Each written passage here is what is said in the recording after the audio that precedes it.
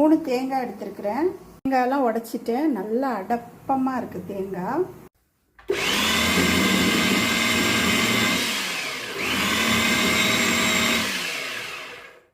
நிறைய தேங்காய் திருவுறதுக்காக நான் இதை யூஸ் பண்ணுவேன். ரொம்ப ஈஸியாக தான் இருக்குது, நம்மளே திருவிக்கலாம்.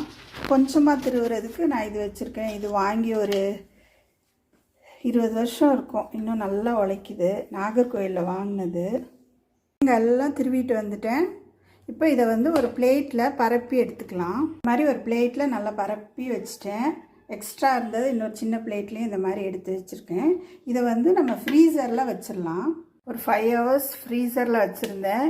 இப்போ இதை கொஞ்சம் உதுத்து விட்டுக்கலாம்.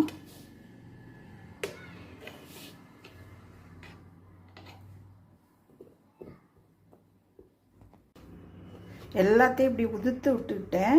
அப்புறம் ஒரு டப்பாவில் போட்டு வச்சிடலாம். எல்லா தேங்காயும் உதுத்து 2 பாக்ஸில் போட்டு வச்சுருக்கிறேன். ரொம்ப அமுத்தி வைக்காமல் போட்டு வச்சுருக்கிறேன். இது திருப்பி ஃப்ரீசரில் வச்சு 2 நாள் கழித்து எவ்வளோ லூஸாக இருக்கா இல்லைனா திருப்பி கட்டி ஆகிருதான்னு சொல்லி பார்க்கலாம். இப்போ பாருங்கள், நான் 2 நாள் ஃப்ரீசரில் வச்சு எடுத்துருக்கிறேன். பரவாயில்ல. நான் எப்போவுமே இந்த மாதிரி வைப்பேன், அமுத்தி வச்சுருப்பேன். அதை என்னால் எடுக்கவே முடியாது. இது பரவாயில்ல, ரொம்ப ஈஸியாக இருக்குது. ட்ரை பண்ணி பாருங்கள். இது அழகாக எடுத்துடலாம்.